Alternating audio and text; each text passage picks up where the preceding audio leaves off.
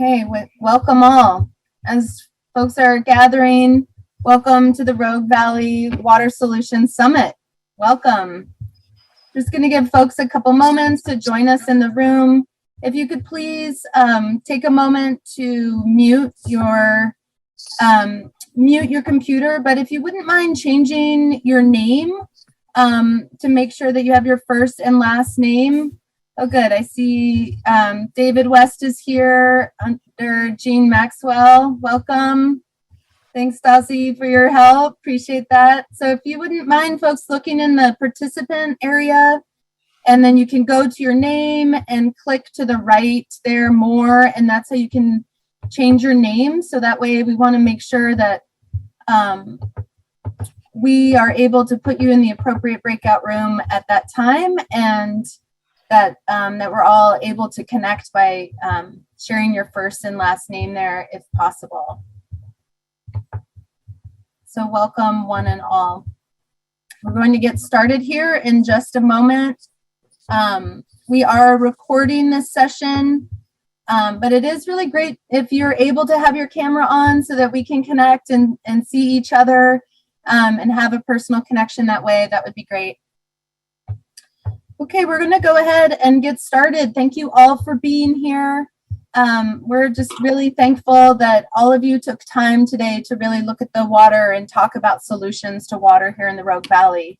My name is Rihanna Sims. I live here in Talent in the Anderson Creek watershed. I'm the director of Cultivate Oregon.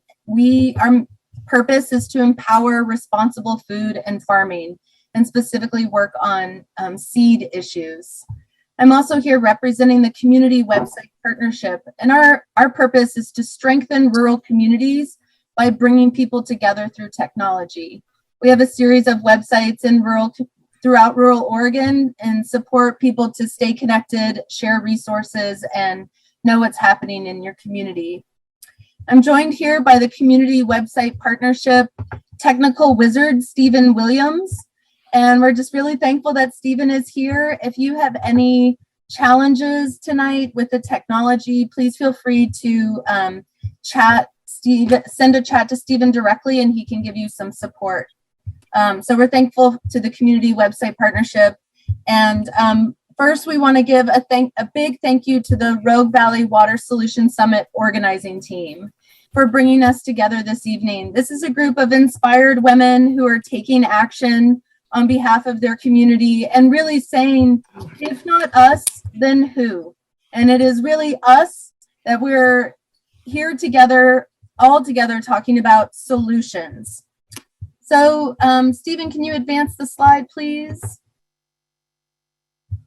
Great. This is here on the screen is a map of the Rogue River watershed.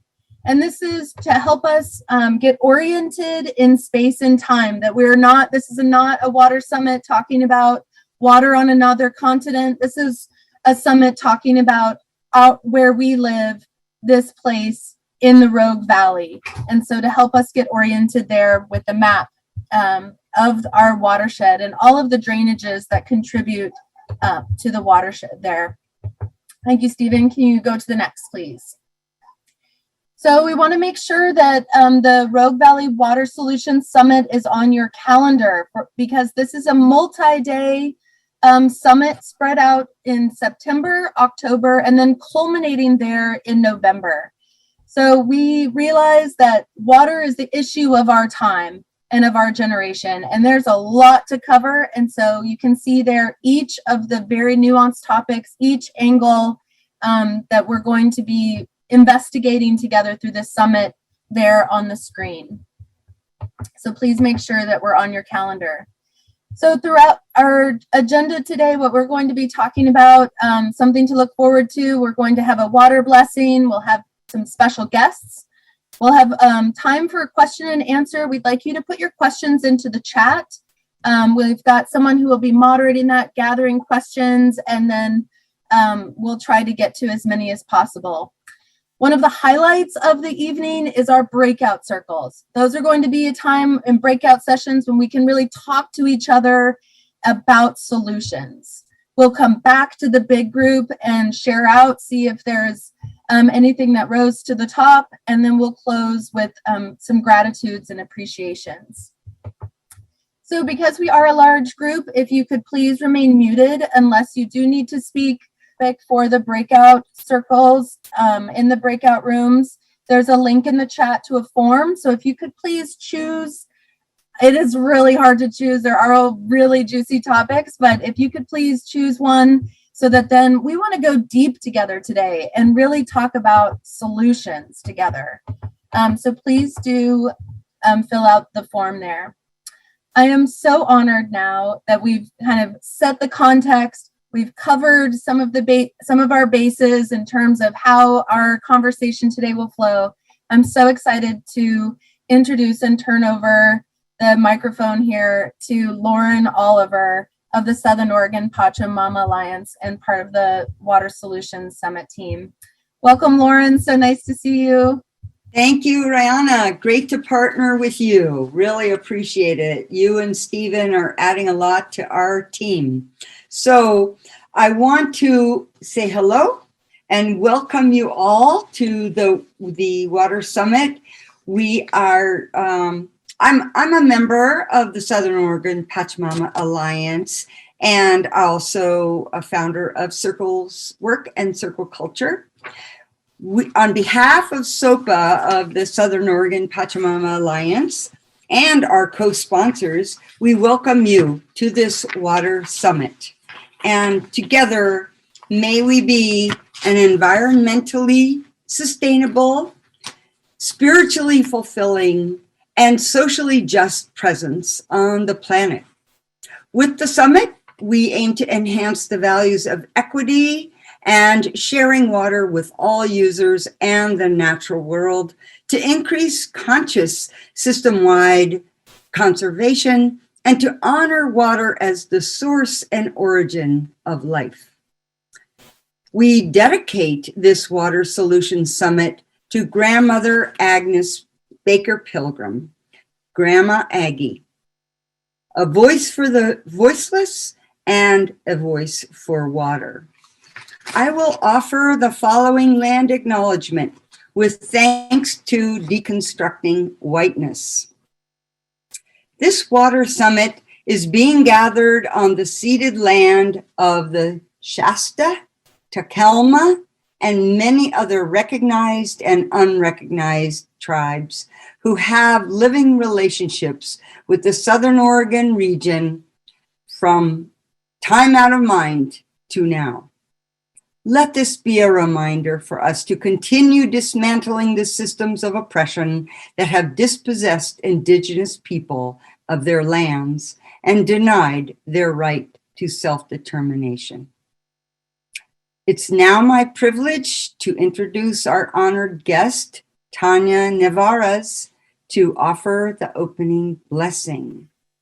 Tanya, will you please unmute yourself as I give an introduction of you?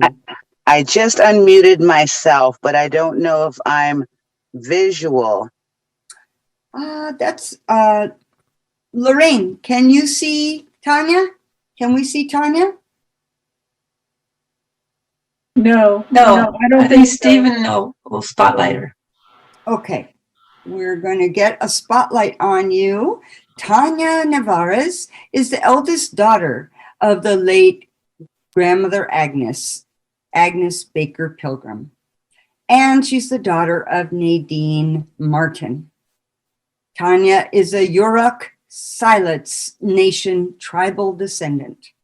A mother of 3, Tanya is herself a grandmother with 4 grandchildren. She has been an advocate for crime victims for the state of Oregon for 15 years. Grandmother Agnes Agnes is a voice for the water, and grandmother Tanya is also a voice for the voiceless and for water. We are. Good evening. It's a beautiful day here in Southern Oregon. Good evening. Good evening. Welcome. Well, as my grandmother would say before I give this proper prayer and acknowledgement for this Water Summit blessing, We're all in this leaky canoe together. And my grandmother was the first one to give me my water blessing and my bath when I was just an infant. And so it gives me great pleasure now that she's left us with that rich legacy that she has to be able to step forward and provide a blessing in her moccasin, so to speak. She left a huge legacy for all of us and deeply for her DNA. And now's the time for us to step up to the plate and ripple out what she fought tirelessly for: the land, air, and the water. So today, in her behalf and on her legacy, I, her granddaughter, would like to offer a water blessing to the Pachamama Alliance and the individuals that are here with this ceremony today. I'd like to thank you and put a prayer up on a blessing of the discussions, the overall sessions, the individuals that have the eyes and the ears to listen, and the new ones that will be open. May we find creative ways to find alliance for our water to be shared by all. And so now I give a blessing for this conference. And I thank my grandmother for everything that she left here for us. I'm just going to go ahead and turn that visually for a moment. Oh, what a beautiful display. And I'd like to begin this prayer in honor of the ancient ones of this region. So, Aho, I are great in eternal mystery. Our sacred ancestors that rode these winds before us, the children here today, we give thanks for this opportunity to have these discussions. The discussions around water and the sustainability and how we can have a cooperativity to share. We give thanks for the medicine that we can make to honor the water and the life and the sustainability that it brings us. We give thanks for the medicine and the music and the songs that we have of First Nation peoples here in this land. As I stand here in Tequilma on this body of land today, we give thanks for the medicine that we can continue to still make as First Nation peoples here. For the bridge, the rainbow bridge that we have to spread the knowledge, to share. For the brothers and sisters that are going to come forward today, ask a blessing upon their words, their knowledge. We ask that we can come together like we've never come together in these difficult times as we progress through these last 2 years of difficulty. We still have the medicines here, the cedars, the sages, the medicines that we have, the tobaccos, the things that grow from our earth mother, that the water brings life forth. Let us give thanks. Let us remember the ancient ones that rode these winds before us. Let us give thanks for the land, the air, the fire, and the water that continues to sustain the people and all people. We thank you, water. We thank you.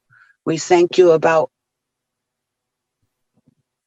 everything that you do for us in our cellular structure, everything that you do for us for our land to grow our medicines, everything that you do for us to continue a conversation around you. We love you. We thank you. We give thanks and praises, and in all this, to the Most High, to the land, to the air, to the fire, to the water, to the Sacred Mother, the Son, the Holy Mother, the Father, and the Child. Amen. Thank you.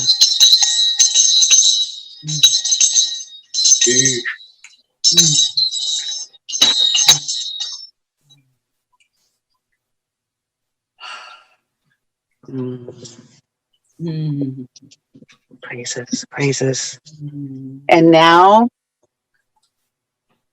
you will hear the words of my grandmother, the late Awak Agnes Baker Pilgrim. Thank you. Thank you so much. That blessing. Maybe turn up your video, your audio a bit so that you can hear the video. It's a little bit quiet, and we'll get it started now. My English name is Agnes Baker Pilgrim. Today they call me Grandma Aggie. I'm very concerned with things that is happening around as I journey the globe. It's frightening because I see that I think this world is going to face a water war. Because I always say, never did I think I'd get this old and have to buy bottled water. And it's scary what's happening in different places about water. Even today, people are walking miles to carry good water. And it should be a concern of everybody in this room. Every one of you were a water baby, born in water. And even before you came out of the amnio sac, you followed a big ball of water. And water is our first medicine. And it should be our very, very high concern in each of our lives. We don't thank it when we wash our hands. We don't thank it when we forget about it when we're washing our clothes. We forget about it when we flush the toilet. We forget about it when we shower. We forget about it when we water our lawn or wherever we use it. And yet, it is our first medicine. So I have a big concern about it, the globe and what's happening to our oceans, the pollution in our rivers and streams. In 1994, I restored the sacred salmon ceremony of my people that they had done for 22,000 years. That they did that ceremony before any of them went fishing. They did that to teach the children about moderation and balance. Take what you need and leave the rest for that use for them to grow. And we walked away from a lot of these teachings, and the Creator told me a long time ago that He gave every continent, every country, everything that people needed to survive. And you know, we became ungrateful. We don't thank the food from Earth Mother when we eat. We don't do those thankful things that the ancient ones and the old ones in our background has taught us of the sacredness of what we walk amongst every day. And we need to come back and do those things of being grateful. I believe that we have hurricanes, monsoons, and everything that are killing people around the globe because we don't thank the water for our life. You think about it. When I drink this water, I always bless it. Thank you. When I shower, I say, bless me. You know, 75% of your body is water. Talk to it. Water can hear. I have a medallion right here that was given to me by Dr. Mercy Moto, the Japanese scientist that has proven that water can hear. He talks passion and freezes it and brings it back. And under the microscope, it looks beautiful like this. So when you say the weather is bad out there, remember the water inside it, you can hear it. And it doesn't like the sound of that, because he has proven that you can talk bad to a glass of water and never get cloudy. And he can take a piece of paper and write on it, I love you, and stick it on that glass and it'll clear it out. Kitty spoke, what the bleep do I know? And he's really a good guy and has proven to each and every one on this planet the water can hear. So I pray that you will walk away with that thought that you could bless it every day. And I think if you do that for 2 weeks, You'll feel better about your body because you're talking truth to nobody but yourself. Teach it to your children. It'll make a difference in your life. And remember, it can heal. Thank you. Thank you, Tanya, Grandmother Tanya, and thank you, Grandmother Agnes, for bringing us into this sacred space. I would like to introduce our special guests, and they all have important things to share with you about water, and I would like them to also answer the question, what is the key issue or the one big thing you want us to consider about our relationship with water?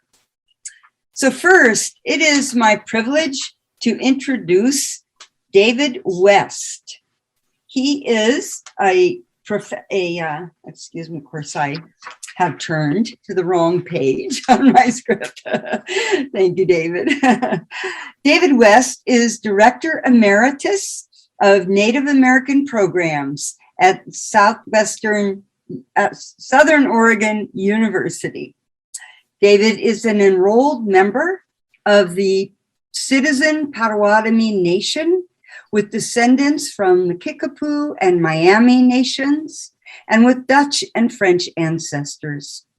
David worked with Grandma Aggie to create the groundbreaking Kanoe Nika Tilikum, a residential Native American youth summer academy held annually at SOU. In his retirement, David offers presentations on healing Grandmother Earth, the drinkability of the water for the next 7 generations, and for all our relations to live with health and happiness together. Welcome, David. Please unmute yourself so that we can hear you. Thank you. I believe I'm unmuted. Can you hear me? Yes. Bonjour, hello, my relatives. So it's my pleasure to be here with you today. I have to admit that watching the video, and Tanya, Grandma would be proud. She would be happy. And I appreciated our talk the other day so much. And you did well, just like she would want you to do. And thank you, Miigwech. Watching her speak and hearing her words is still very emotional for me. We all loved her very much, and she sustained us in her words. Our old people tell us that think before you speak. Words have power, and once given, they're hard to take back. And she was very good at that, about taking her time to prepare about what it was that she wanted to say. And she always talked about how you could take a drink of water and you could clear your throat. And she said, feel it when it goes down your throat, when you take it into your body. Where does it go? If you have a need or a hurt or a pain somewhere in your body, does that water, when you take it and you give thanks for it, does that go, where does it go in your body? Does it go into that place that needs it? Because it is our first medicine. It's that water of life. And she always talked about us being transitional beings from the water world to the air-breathing, land-walking world. And I think about those things. When I think about the area of the Klamath Knot, which encompasses a huge area of landmass, not just our watershed, but many of the watersheds from the west side of the Cascades to the Pacific coast. The Klamath Knot reaches clear down into California and upward as far as Roseburg area, Diamond Lake area, and north of there. And those drainages that flow into the Umpqua and the Rogue and the Illinois, the Klamath, and all of those lakes, or all of those streams that feed them, those feeder streams. And I was asked if I would speak about the water of the valley. I don't know how many of you know about Big Butte Springs. Big Butte Springs is between Butte Falls and Willow Lake in the Cascade Mountains to the north and east of us. For many years, the water, and part of the water still to this day for Medford and surrounding areas, comes from Big Butte Springs. It's piped from there, and we enjoy its wonderful taste and freshness. It comes out of the ground right underneath Mount McLaughlin and the home of Acorn Woman. And that water is absolutely ice cold. It will freeze your teeth right off. When we look at Big Butte Springs and the work that's been done there to record the history of the people who lived there from time out of mind, this was definitely a very high use area. And the people lived there for countless generations and took care of that water. When they started diverting water from the streams and from surrounding areas into the non-natural lakes and the development of the non-natural lakes for irrigation purposes, and the creation of Howard Prairie, Big and Little Hyatt Lake, Immigrant Lake, and all of the water holding areas that are up the Green Springs that run, you can go across the top of the Cascades and travel from the top of the Green Springs over to Lake of the Woods Highway and right straight across and right into the area around Willow Lake and Big Butte Springs. When you look at the map that we saw just earlier, you can see how all of those watersheds combined to feed the rivers, how they were laid out naturally by Mother Earth and by the Creator's hand. When we start to divert those and put them into holding areas and reservoirs, we interrupt the natural flow. And there are a lot of questions about what are the results of the natural flows. As a young man, I used to go with my father, who was a Caterpillar mechanic in the logging woods. And we traveled all over Southern Oregon and Northern California. I went with him every summer, every day, into the mountains for his work. We used to be able to come around a corner and there'd be a big pipe sticking out of the bank. And that pipe, you could drive right up to it and fill your cup and have a drink of that ice cold, delicious water that would freeze your teeth. Those pipes were out there because logging trucks at that time had water tanks that they ran on their brakes to keep them slowed down enough so their brakes wouldn't get hot and they wouldn't crash in the mountains. As more and more logging happened and more incursions into those areas of the watershed, those pipes disappeared. Natural springs that had furnished water to all of the creatures and to the headwaters of many of the small streams, feeder streams, into the larger streams, then into the rivers, disappeared. They didn't form up like they used to. The ponds that used to be very visible when you would travel through the mountains disappeared. And you could see where, when they pioneered the roads for the logging, you could see where they'd gone across gullies and areas and put culverts in and diversion dams. And it changed things. It changed things through our manipulation of the land and of the water sources for commercialization.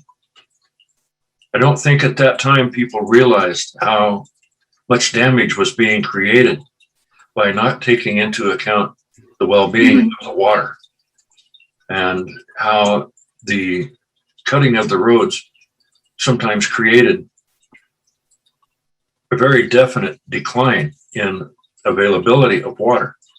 There used to be a lot of little ponds in the mountains, little springs, freshwater springs that had hundreds of frogs around them. You could hear them for miles.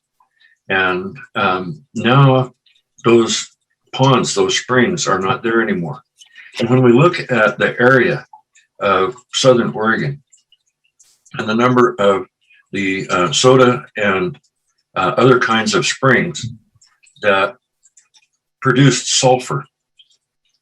Those areas were utilized as medicine places, places of healing, because where the sulfur came to the surface, it infused itself into the mud.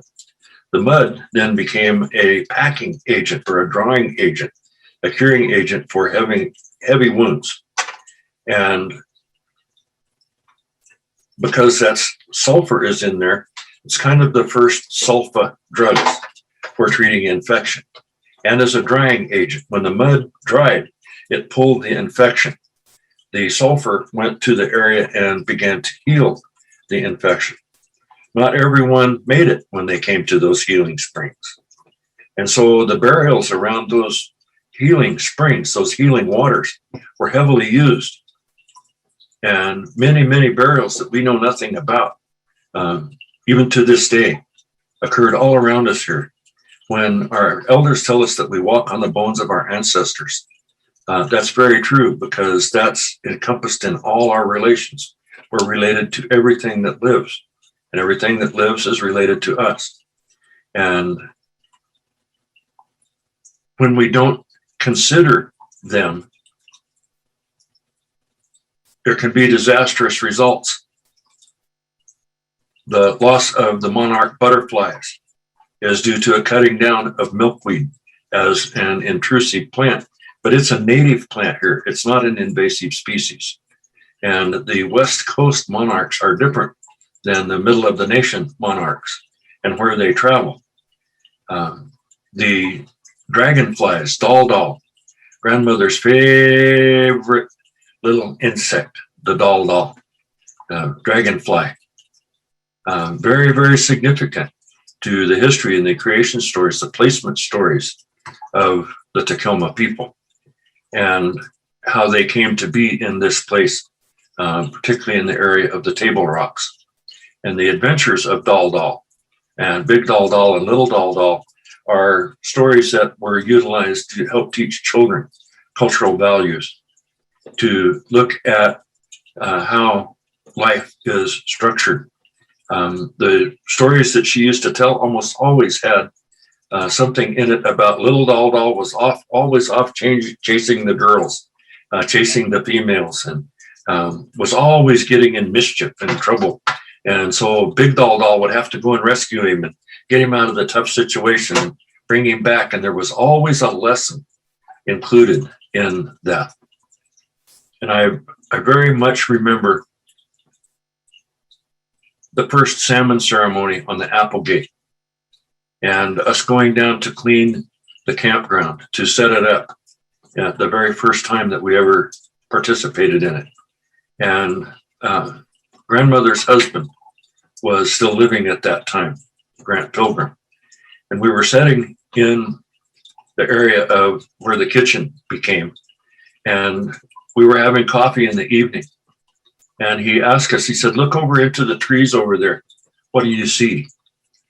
And we started looking, and he said, "Tell me what you see. What do you see on the side of that tree? Do you see a face? Do you see something that looks like a mask? Do you see an animal? What do you see over there?" And we began to see these things that were all around us, and people, all of us were enthralled by these stories. And he said, "That's because they know that we're coming here to pray for the fish. Before we can pray for the health of the fish, we have to pray for the health of the water. If the water's not healthy, the fish won't come. You have to take care of the water." So in that relationship of long living, when we look at where are the headwaters of the Rogue River, that's Crater Lake. Grandmother told us that the Rogue River was seen, this was a gigantic living being, this Klamath Knot area.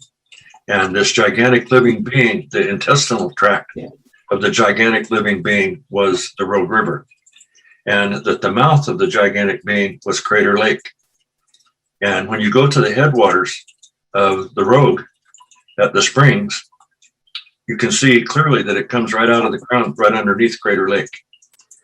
to the Klamath people, that area around Crater Lake and Crater Lake itself, and to the other Native people around the area. That's a highly sacred place up there. Many of the people don't go up there because it was not a place that was meant for everyone to go. In my understanding, it was a place that only the medicine people and the high chiefs went, and where they got their medicine, what they were able to demonstrate and show their abilities and their gifts. And always remembering that when the river is full of fish, the table is set. So the question is, what's the one thing that I would like to see people do in relationship to dealing with supporting and loving the water? Clean it up. Wherever you go, if you see trash on the ground, carry a pair of gloves, disposable gloves. Carry a trash bag. Pick up trash out of where water's running through the creeks. Pick up cigarette butts.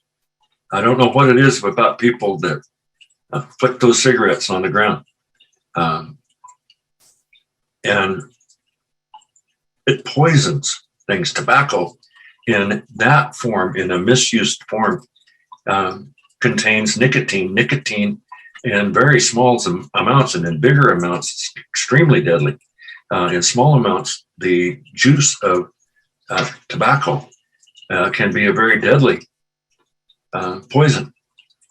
And so those cigarette butts flipped on the ground, the rain comes, it washes down, breaks up the tobacco, washes down in the little creepy crawls on the ground. They get in that tobacco water, and it kills them.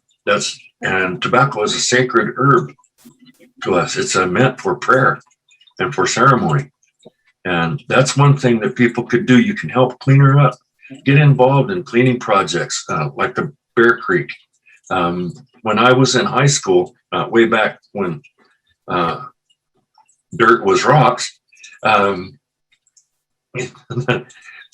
Bear Creek, you couldn't even touch your foot in Bear Creek. It was so contaminated. You didn't dare drink anything out of it or eat anything out of it. You couldn't, because it was so poisoned and so polluted. But people went to work and began to clean it up. And in some places above and below Medford, it really has cleaned up. And now with the camps and stuff, it's kind of gotten dirty again. But we have free flowing water from the mountains all the way to the sea, below Lost Creek Dam. Taking out the dams on the river has increased its health tenfold. So that would be my thing, is build a relationship with that water. Think about where your water comes from. I met a Pomo woman one time who told me that to become the water resources person for her tribe, for her nation, she had to go with her grandmothers and her aunties to the very headwaters of where the water that she drank originated. And she had to walk that entire route in her early times, starting as a little girl. And they'd follow her down, but they would set her off by herself. But they would follow her to make sure that she was okay, so that she would know exactly where her water came from, where it flowed, how long it flowed, what difficulties did it have to go through to get to her, until it came all the way to her residence, all the way into her house, and out of her tap into her glass. She had to know that route of that water before she could become the medicine person that she has become. So build a relationship with water. Give thanks for the water every day. You can use thank you. You can use chush. You can use ishpa. You can use peach. All gratitudes to the water. And I'm very pleased to be here with everyone today and help keep my turtles alive. Thank you. Thank you so much, David West. Welcome. You really bring us to the blessing of water. Thank you. And now it's my pleasure to introduce the honored guest, Dan Wapapa Anishinaabe.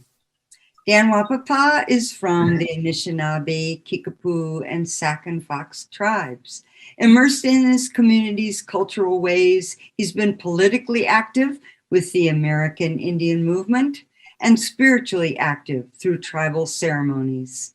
Dan helped start the Rogue Valley Powwow, founded and co-directs Red Earth Descendants, and is also a board member of Rogue Climate and other community organizations. He teaches permaculture and traditional ecological knowledge, and is a radio host for First Nations Radio, weekly on KSKQ. He focuses on preservation of this earth for future generations. Welcome, Dan. Please unmute yourself. We'd love to hear what you have to say and what we need to be concerned about. All right. Miigwech, Nindijinikaz, Wapishkimgwen, Nindudame, Migizi, and Nindujaba, Zakaswa, Jamaica. I guess I would like to start off with one of my adopted tribes' creation stories. It's the Lakota creation story. It's about a Eon who was floating out in space, and there was nothing in space. Some say there was a sound like a shaker, and you could hear in their language, you can hear the to imitate that sound, to honor that first sound that was in the universe. And Eon was shapeless, formless, and lonely. It was the only being out there. And so it decided to create something else. And so it squeezed itself and it squeezed itself. And it squeezed itself so hard, its blood vessels broke, and it bled all over itself. And its blood was blue. And this blue blood leaked out all over the surface of Eon. And then after Eon was done bleeding its blood, what we know as water, then the Eon was brittle and it was cold. And so Eon was had now a water spirit, and so that water was able to balance out Eon out of two things. So now there are two. And even in permaculture, you have to have two mediums in order for one thing to happen. And so now that we have these two things, the Eon and Mini, water, became Maka, became the earth. And the earth was spinning around, and it was warmed by the sun, and it was cooled by the moon. And it kind of complained to the creator, says, I get kind of cold and I get kind of warm. And it says, I need a covering, I need a coat. And the creator says, okay, but we'll give you this coat, but you must decide to support this coat with all that you are. And so then came the green and growing things that became Eon's coat that protected her from the heat and the cold of space. And so and the story continues. And in my culture, we have a falling sky woman, a sky fallen woman, who came down from the heavens and saw this little beautiful blue thing down in the space, and she saw the waters and she saw the lands. And one time that she slipped and she was falling through the hole, and this hole was at the base of the tree of life. And as she was falling, she grabbed a branch of the tree of life to try to save herself, and it broke off in her hand. And she fell down.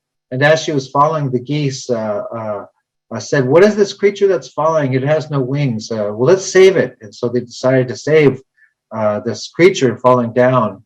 And the geese slowed her descent, but they couldn't stop her descent. And they realized that she's going to need someplace to land. And so they called all the animals to council, and the animals in the council decided that the turtle offered its back for a sky fallen woman, and so she landed on the dome of the turtle's back. And the animals still in council says she's going to need some way to support herself. She can't live here.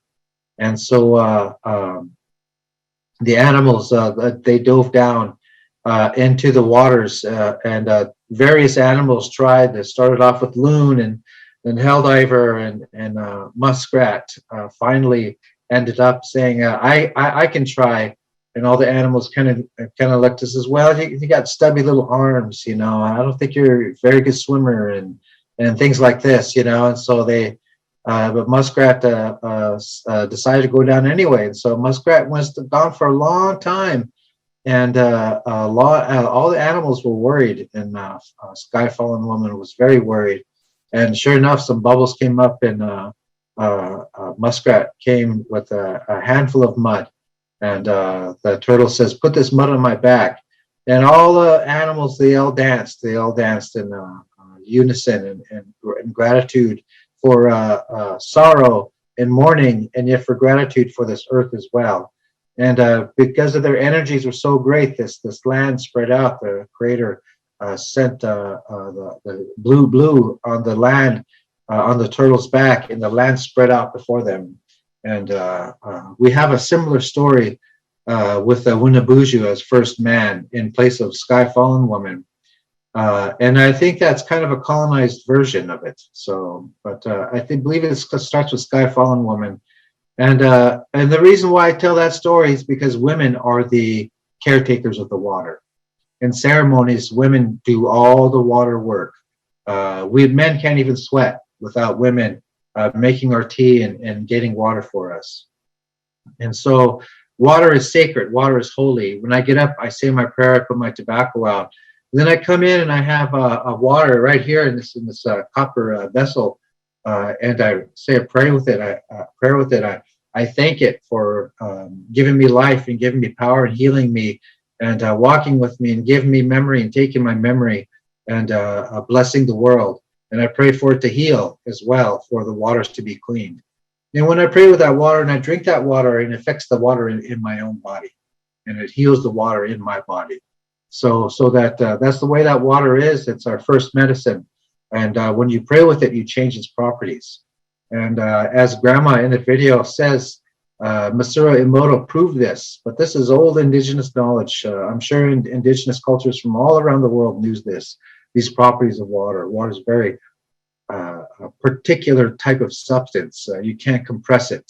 It can enter a fourth phase where you can actually gather electricity off of it. Not just gas, frozen and a liquid, but the fourth phase of water when you put out against the hydrophobic surface. Now, this is kind of the second part of my discussion, because we all need to realize that the water is sacred. We are part of the water cycle. When we breathe, our vapor molecules become part of the water cycle. We are breathing the water that went through the dinosaurs. These waters went through millions of beings before they came into our glass and we drank that water. And so we're connected this way. We live in a closed system.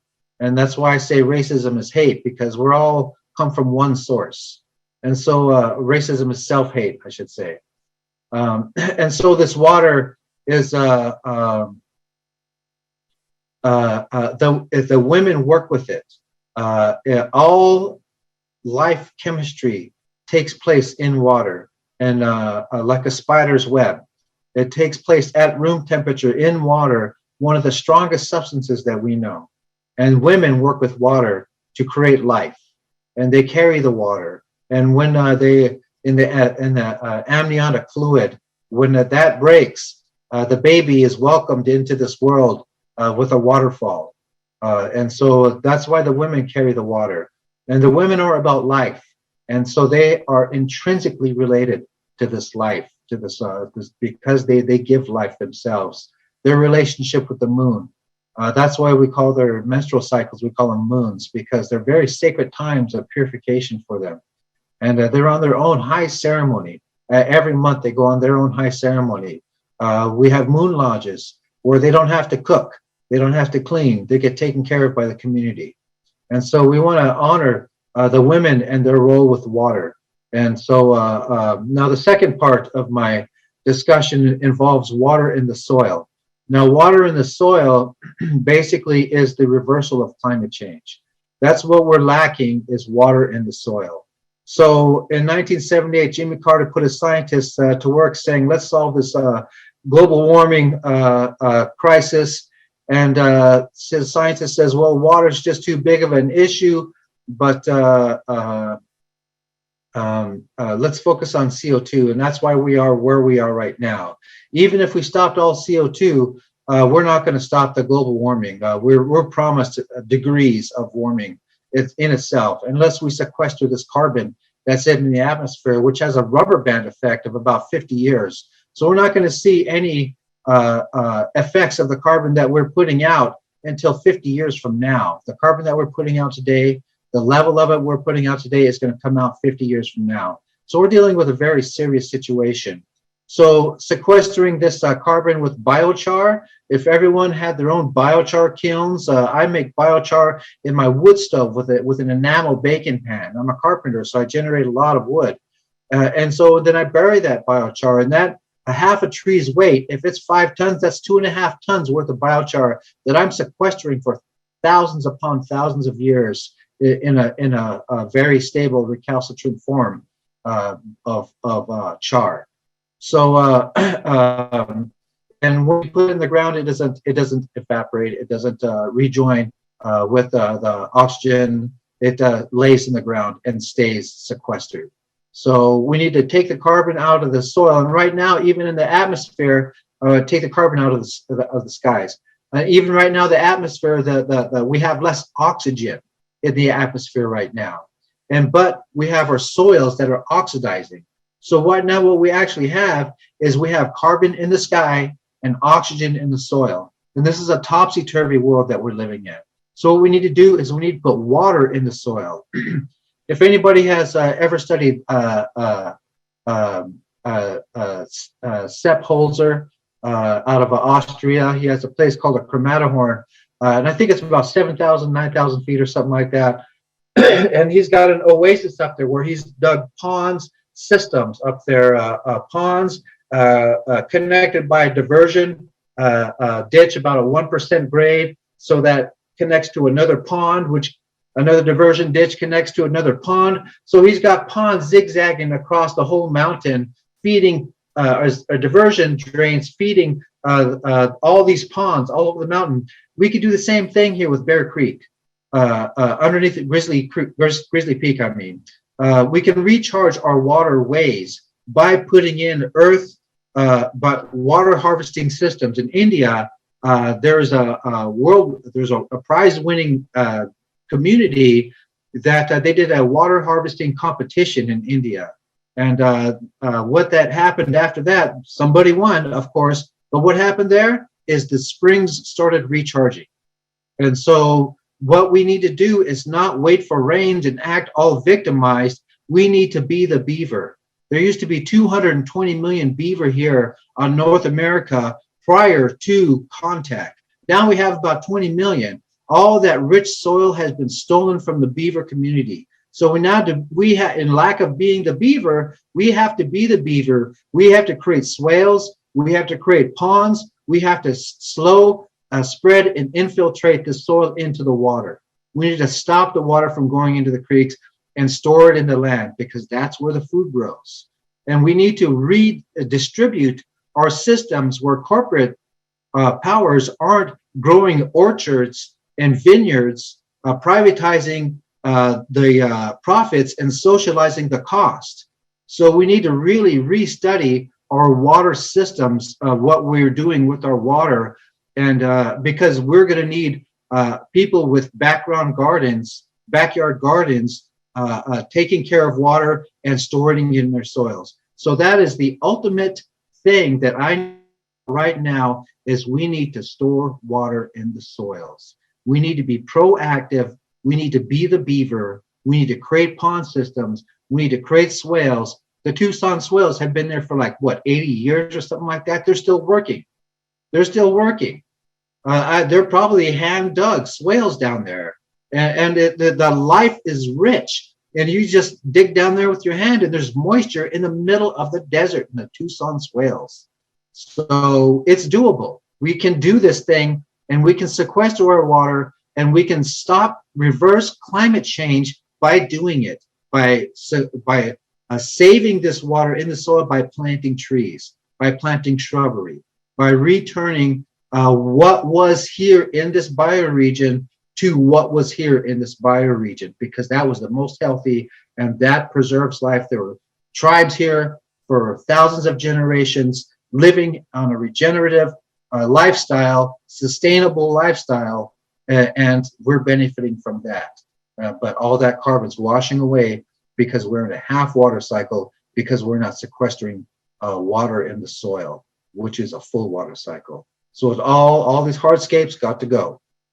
We need to start being the beaver. So that was the second part of my talk, and I thank you for inviting me. And let's all make some biochar. Miigwech. Grateful. Good luck, Stan. Yeah, you remind us we need to study the beaver and be the beaver and sequester the carbon and put the water into the soil. And then if we can also clean up the water the way David calls us to do, we have a fighting chance. Thank you so much. And now I would like to introduce Justin Dillon. He is the Southwest Regional Director of Oregon Water Resources Department. And Justin really has a lot of, he spends a lot of time paying attention to the water in Southern Oregon. So welcome, Justin. Thank you, Lauren. Hope everybody can hear me okay. Yes.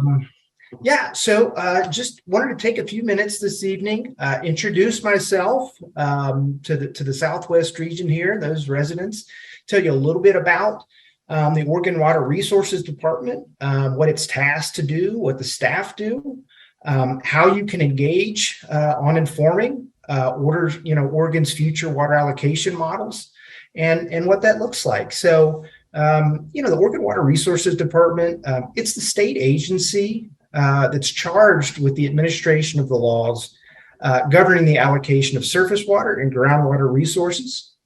The agency is composed of 5 divisions and a director. That director is appointed by the governor. In general, the use of surface and groundwater in Oregon requires a water right. Oregon's water laws are based on the doctrine of prior appropriation.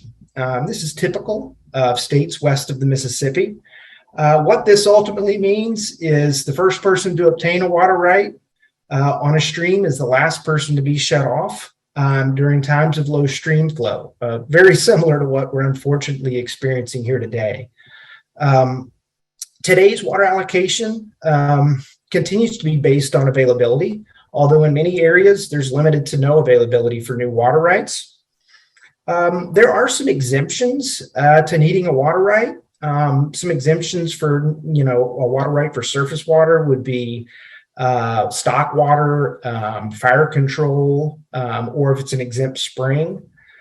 Some exempt uses of groundwater, as we have all littered all over the valley, would be, domestic wells for household use, or irrigating a lawn or non-commercial garden. So watering of no more than 1/2 acre in an area. So irrigation of a commercial crop of any type does require water use authorization, and that's not exempt. So a little bit about what we're experiencing here and here to talk about today. So a synopsis of 2022 drought in Oregon. Over 50% of the state is classified as experiencing severe to exceptional drought conditions, including Southwest Oregon. The persistence of drought conditions, continues on from March of 2020 and has significantly impacted water supply conditions. Drought impacts arrived earlier in 2022 than in previous years and have been more severe, with little to no recovery of our surface and groundwater. Our reservoirs are at historic lows due to a combination of record low carryover from previous years, such as 2021, as well as precipitation and stream flows being well below average. I think we all saw, looking around us, there's also been a severe lack of snow. this year. We may have had little to nothing in our regional reservoirs had we not had the unexpected spring precipitation. So, some of those specific impacts of drought here in Southwest Oregon, many of you are probably aware, Douglas, Jackson, and Klamath counties all once again this year have a governor-issued drought declaration. Our storage and our reservoirs have, as we've discussed, some of the Army Corps of Engineer reservoirs fared just a little bit better this year, mainly because of where they're located and where the precipitation fell.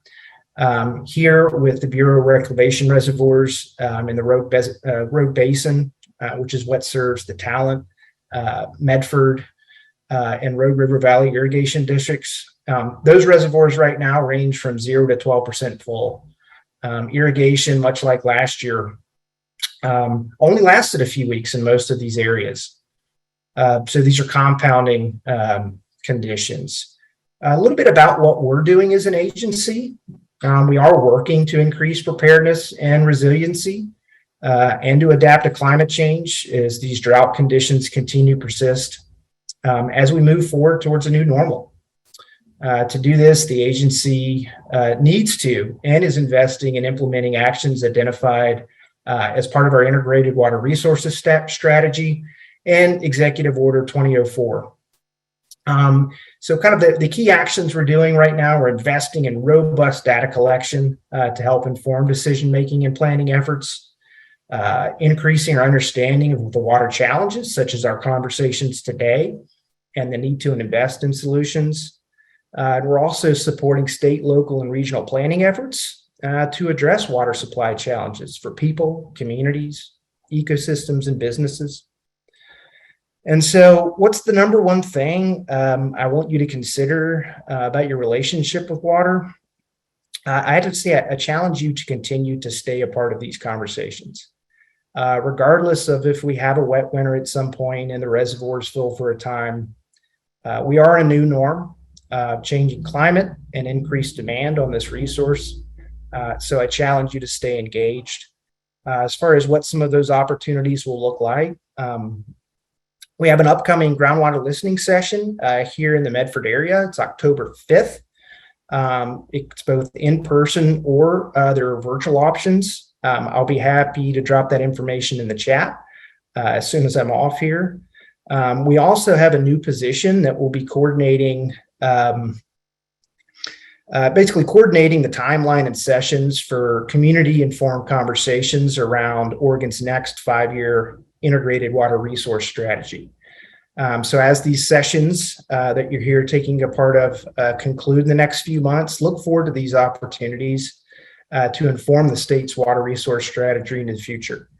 I want to thank you for inviting me, myself today, and some of our other regional water masters to this and future sessions. And I look forward to continuing to be a part of this conversation.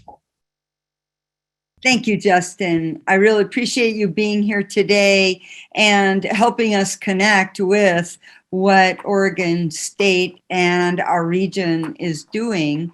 And I really appreciate your encouragement to us to all stay engaged, because we do need to find new ways to relate to, as you say, the new normal.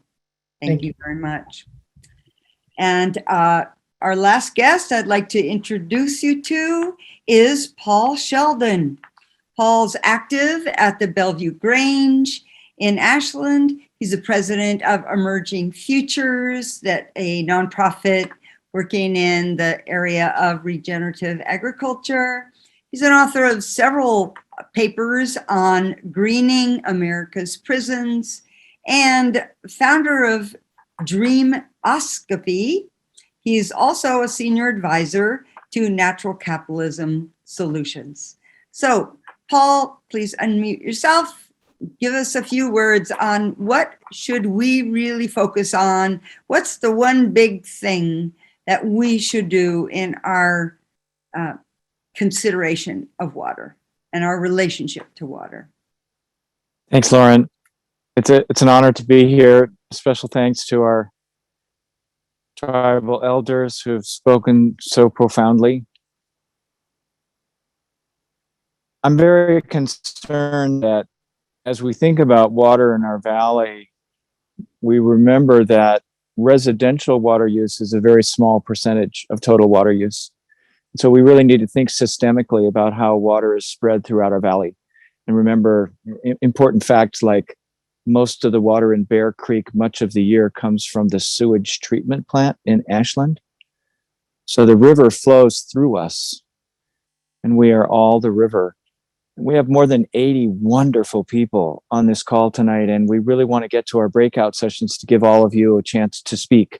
So I'm going to be facilitating the session on how do we imagine the water future in our valley, and just to open up that nonlinear creative process of imagining.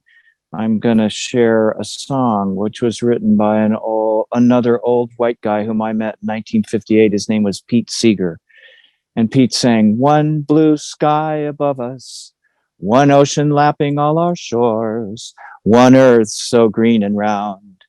Who could ask for more? And because I love you, I'll give it one more try to show our rainbow race it's too soon to die." Thanks for including me. Wonderful. Thank you so much, Paul. That was really special, and just appreciate your thought about that the river runs through us. Thank you, Lauren, for introducing our speakers, and thank you again to our elders, to David West, to Dan Wapipa. Thank you for your sharing and for your time today.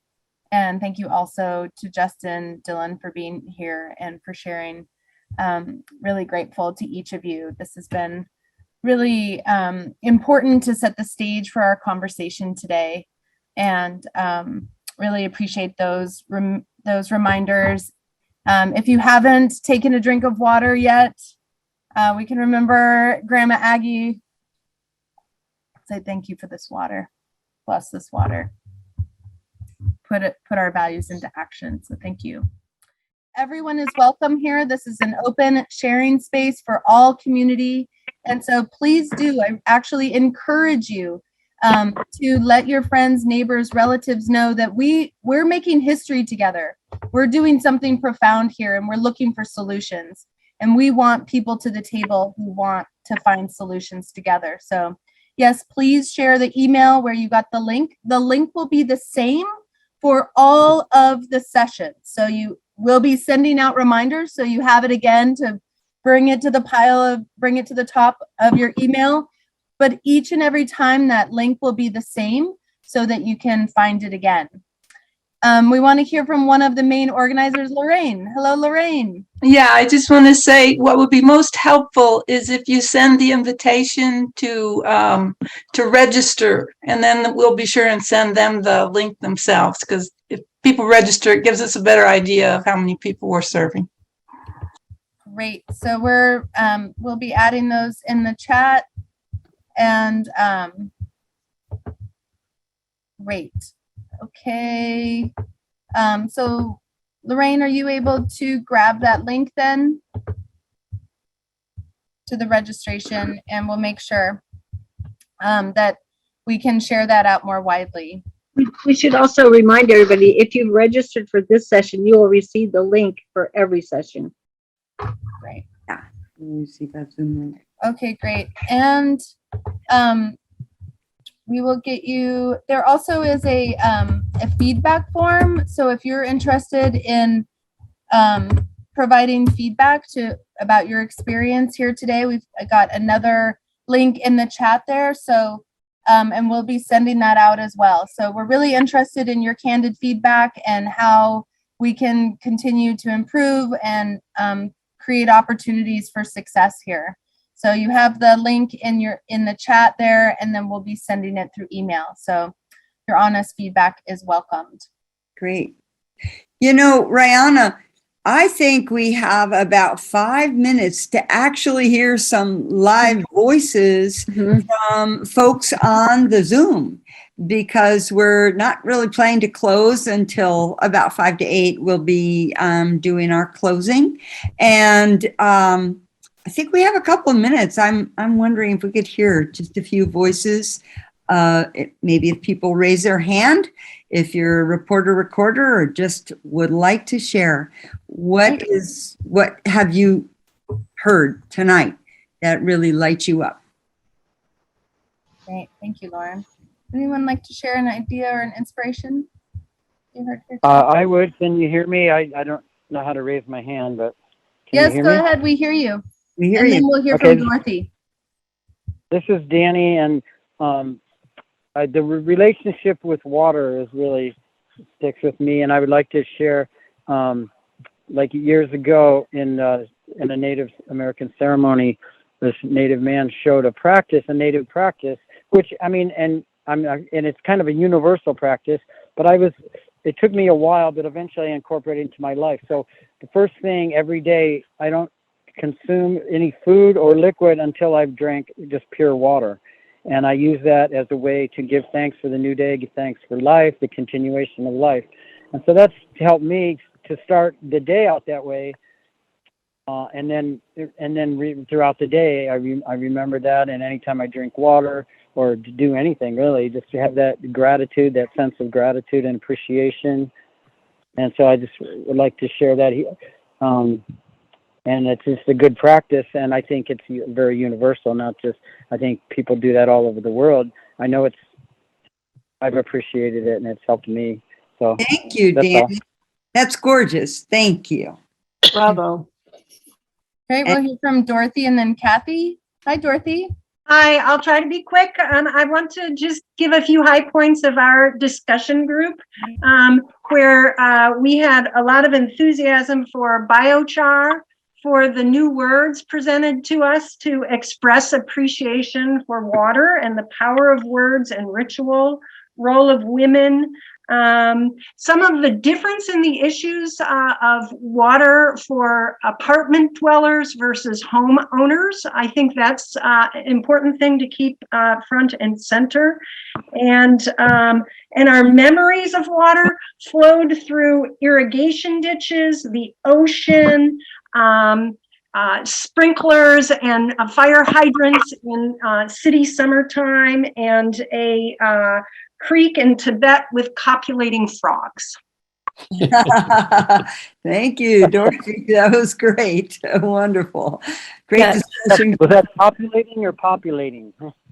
Copulating, mating, having sex. All right. Well, on that note, we're going to go to Kathy. Kathy and then Dorian. Hi, Kathy. Hi, I was in the group on the rights of nature and the commons, and I just thought that there may be some in the group who aren't familiar with what the rights of nature are. So very quickly, it's an attitude, a thought, etc., that I'm not the only one with rights here. We aren't the only one with rights here.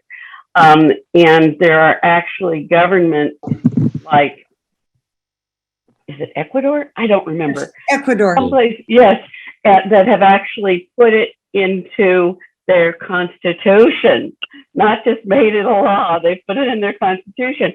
And the idea is that any human being can bring suit to protect any aspect of nature. So a river or a lake or a mountain. Or a meadow, or I would just like to add that the Southern Oregon Pachamama Alliance website has quite a few links on the rights of nature, a lot of contact information there, and I know there were several groups on that topic tonight, and I hope we can carry that forward because I think it's very critical. But check out the Southern Oregon Pachamama website. Thank you, Stephen, for putting that in the chat already. And there are a lot of resources there already. Yeah. And we'll put more in the background information as well. Great. Thank Yes. you, Cinda. Dorian? You want to unmute? And then we'll have Julie next. Yeah, I have been looking into water issues, and there was a kind of an example in Klamath, the Klamath Project, where all different kinds of people, ranchers and people and agriculturists and the native tribes and other residents came together to solve there were some serious water issues that were being very verging on violence, I guess. And they all worked it out. It didn't get through the US Senate, but I think that's maybe a good example for looking at how to form alliances. Mm-hmm. Terrific. Great. Hi, Julie. Welcome. Hi. I wanted to just share this painting. It's by Anna Leone, and it is the water bearer, and it's female. And it was purchased in 2012 for the 2012 Emerging Futures Peace Ambassadors to do an International Peace Day. And their theme was water. So that's the water bearer by Anna Leone. Wonderful. Thank you. Beautiful image. Thank you. Hi, Belle. I see your hand up. You want to unmute? I wanted to report in on our group. We had Justin in our group really looking at kind of where does our water come from, and one of the really major takeaways, because Tom Doolittle was in our group, and Jefferson, this concern over archaic laws that are running the water scene. And it's a small bureau, and Justin he's new to the Water Bureau. He's been in natural resources for the last 20 years, but new to the Water Bureau. And he said, these kinds of groups, there's the Margaret Mead, never underestimate what a couple people can do when they get their heads together, are absolutely imperative to then put the pressures into our legislators. So this is really our Pam, our Jeffs, or whoever is representing us. This is where the change can be made. And when Dan comes up with incredible ideas, around, swale, that's not permissible in Oregon until we change these laws, or in our area. And why can't the Rogue Valley be the one that sets the pace for this? We actually are the ones we've been waiting for. And I just really suggest that we invite more and more people to join this conversation and really get that it's not just flying past. It's actually adamant that we become, we imagine the world we want with this. That's all. Nice. Hold the bigger picture. I think we have time for one more remark. What do you say, Rihanna? Sure. Trish, and then I do see Christopher Hall. Trish, do you have a short one? We can maybe squeeze you both in. Yes, our group was working also with the rights of nature, and along with some of the things that have been already mentioned, I want to state that we were looking at the importance of creating curriculums for young children to really attend to this paradigm shift that we are fostering, that we're talking about in terms of laws and codes and all that we need to attend to, not only for children, but to ourselves, to maximize our experience of our kinship with the natural world. That's been often, we're actually pretty fortunate here to have it more available to us, but often in our day-to-day lives, we lose that connection. So that's where some of our discussion was going. Thank you. Thank you, Trish. Thanks Wonderful. for sharing. Kinship. Appreciate that. Christopher Hall, we're squeezing you in because we see you're part of the Water League. So, hello, everybody. So this is just a short poem that guides all of my work. We are water drops that make up a watershed, a connected flow from the first drop wetting the soil to the millions more that make up a puddle and flow down a ditch into a creek that flows out to the river and into the ocean that is all of us. Each little drop is spread out everywhere and is one with all the other drops. Together, we float up into the sky, rain down upon the earth, support life, water, trees, plants, and animals, and fill the seas in a never-ending cycle. Wonderful, Christopher. Thank you so much. And as you were reciting your poem, I was remembering how Tanya quoted Grandma Aggie with, "We are all in this one leaky canoe. We're here together." We really, I am so thrilled tonight because there are so many of us together saying we must work together. There's the only way we can save our lives, our earth, and with our water. So I'd like to thank you, and I'd like to bring us to a close. I'd like to close this sacred space with gratitude and appreciations. I want to voice our gratitude and thanks for the water, for Grandmother Agnes, for all our speakers and advisors, for all you water babies here tonight. I invite you now to please call out one word that describes your appreciation for what we've started here today and our hope that it unfolds into a future of greater honor for water, judicious use and sharing of our water.